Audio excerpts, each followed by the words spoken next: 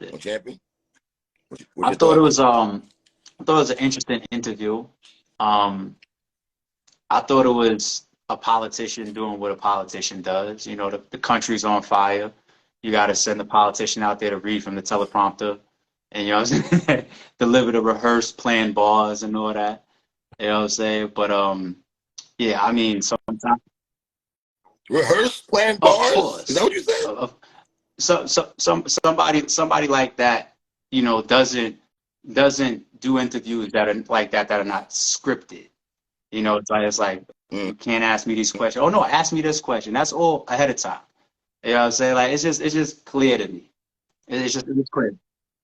How do you know that? Because interviewers or media have told me that, you know, you see how like the battle rap culture, they say a lot, like fans like, yo, ARP he's transparent.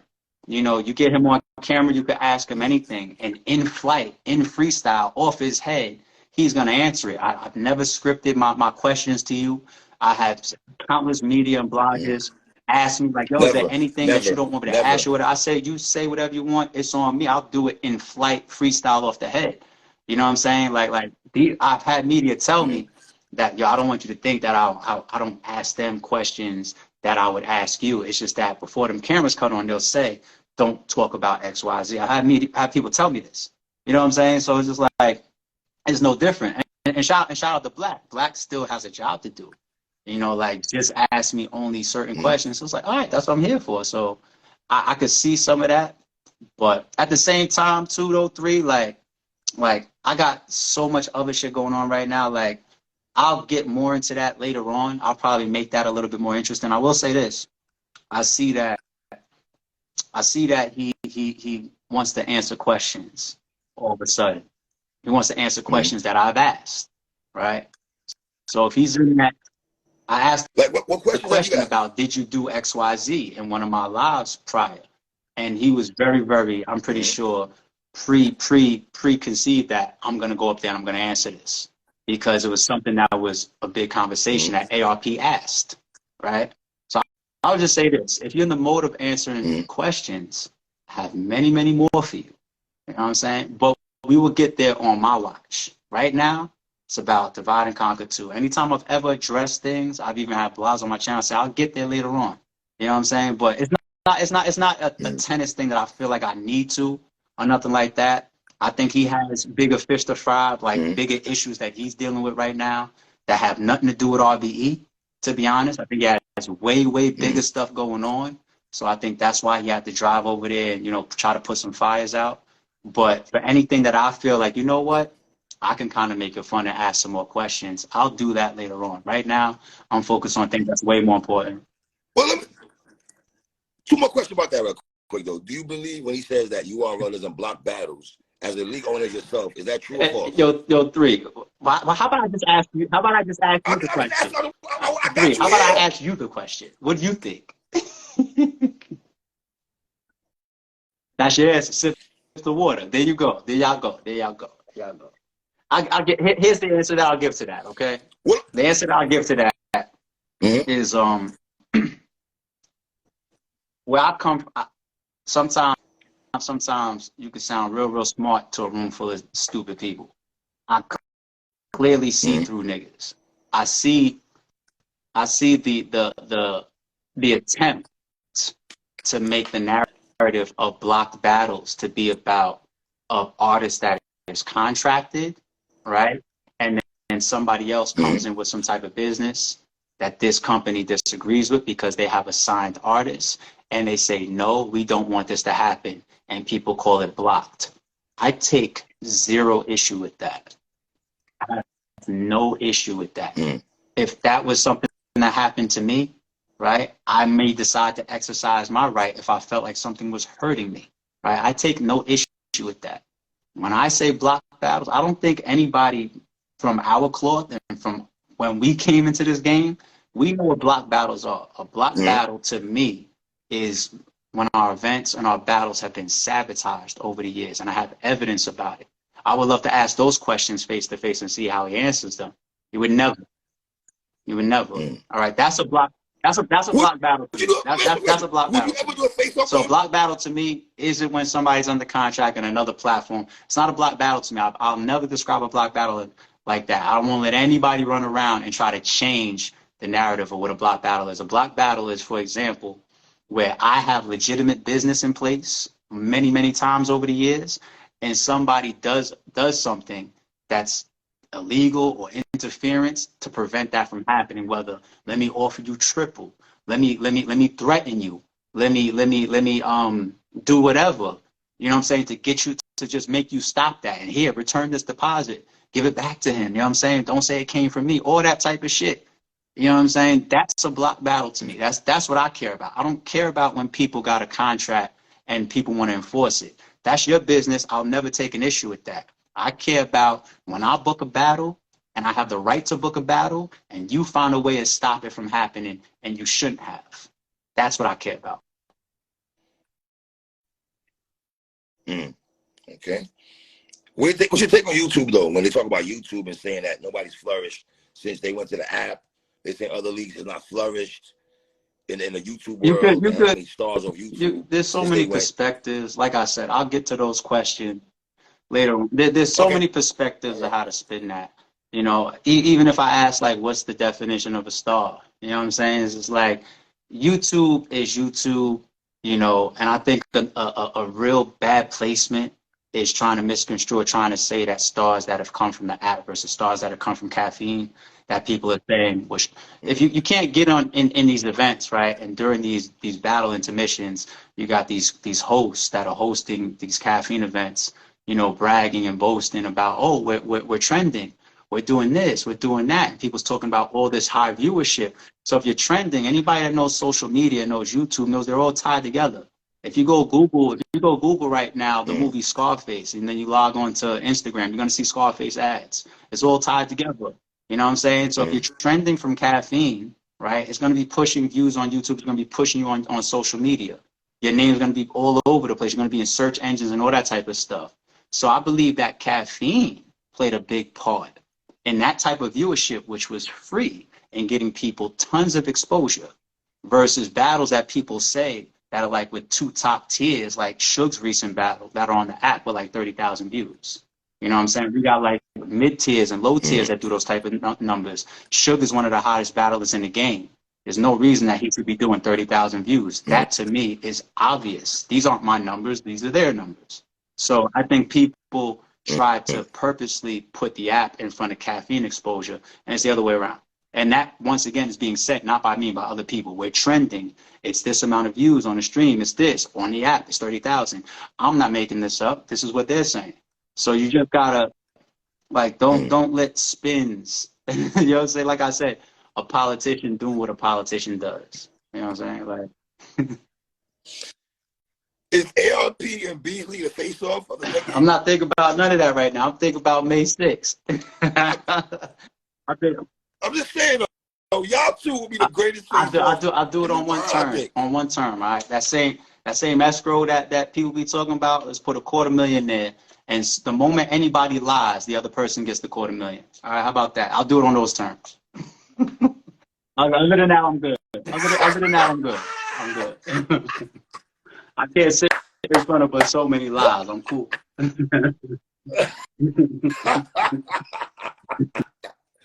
I've seen you had a lot of choice words and kudos sent to Easy the Block Captain, what he got going on and everything like that, though. Him controlling his destiny and everything like that. You know, why have you been, as a league owner, been on the forefront supporting the brother, though? And what we see Easy on RBE? First of all, the first question is, when do I not support? I've supported so many battlers that are not on RBE. How many times do I say? That's true.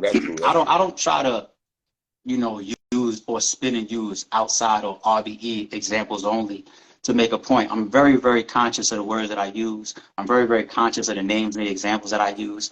In flight, I could easily make a point and not say Twerk. I've said Twerk's name so many times. I know Twerk will probably never battle on RBE. I say how much I'm a fan of his. I say that he's one of the most electric. He's one of the best battle rappers in the game, one of the best talents in the game. When I see that man, I'm going to show him respect. I'm going to shake his hand. I'm going to tell him congratulations if he's coming off of a dope battle. All that type of shit. Even so, Surf. Right. On the cameras, that was my arch nemesis, right? Anytime I see Surf, congratulations, we shake hands, we yuck it up, we laugh, we all that type of shit. And then even still, I cut on camera and be like, I'm a fan of his. I'm a fan of Surf. I watch all his battles. I listen to all his music. You know what I'm saying? Like, I'm not going to risk my credibility and the way that I've always been and my personality and my character by just trying to fake some shit or talk around people that are deserving. You know, I'm just going to be real about it. You know what I'm saying? So the same would go for Easy. Easy, I've been talking about way before his Hitman battle. You know what I'm saying? It's like his recent battles I've been watching. I'm like, that nigga's crazy.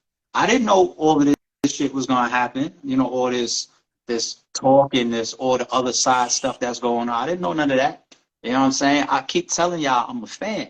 I'm a fan. You know what I'm saying? If there's somebody on a card that I want to see or a matchup that I want to see, I don't care what league it is. I don't care what platform it is.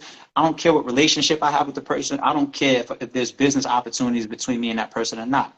If I want to watch it, I'm going to watch it. That's a true fan. And then I'm real enough to even say it publicly. I'm not scared to say it publicly. Like, yeah, I'm going to tune in because Twerk's on the card. And so that makes me less of a man? Nah. That shit corny. I honestly, I feel like if you can't be like that, then I feel like the bias becomes apparent. The bias becomes clear of what somebody's trying to do. Right. I don't play those games on camera. I don't play those games off camera. You know what I'm saying? So somebody said it, and it's true though. We forget that Easy battle of ARP. Yeah, he had a rare appearance in 2017. Right. Yeah. Talking about prep bars, that's 5 years ago. Nigga definitely was prepping his bars. That might have been one that was on the teleprompter. I think that one was on the teleprompter. Thank God you don't battle rap because that shit was trash. Oh Lord. Are you guys in conversations? And you had a rare. Uh-oh. Uh-oh. You breaking up, man. It's your side. It's my side, my bad. We good now, we good now, we good. But no. You gotta understand, to be straight up. I preached this since day one as well, going back 2014. Not every league, not every platform could do everything. Not every league or platform could even try to do everything. You might be doing this. Things that we've gotten that we would have never gotten if it wasn't for Black Ice Cartel doing it, or Guerrilla Warfare doing it, or RBE doing it, or Bull. There's so, you know, Battle Academy, or there's track so hard, so many things that we forgot. What is the classic battle with chess? Is it? Yeah. ARP. We breaking up a little bit. I can hear you and I can see me clear. Okay, my bad. I have one last question. I'm going to ask you this. NBS Central dude, right? No, I'm good. I think it was your side. I look clear this whole time. Okay, my bad. The NBS Central dude, right? What do you say about that? Say about it? There's not much for me to say about it. Like that's something that I'm gonna leave alone too. You know what I'm saying? It's like I think it's clear that a lot of people were made aware of some actions, and then from that questions was asked. And I want to add to this. If I go outside of the NBS accusations that were made to many people, to not just me, to many people, right, hearing the same story, right? One thing for me that is crystal clear is things within that realm that I already have evidence of, right? So when you try to make a point of, like, let's say, well, why wouldn't I ask Jay Black? Well, Vada Fly could testify that he's been, you know, chewed up about going to like King of the Dot events or RBE events, right? Like Vada Fly could testify to that. You know what I'm saying? Like people get phone calls all the time about shit. You know what I'm saying? I have proof of some of that shit. I remember one time, I'll tell you a funny story.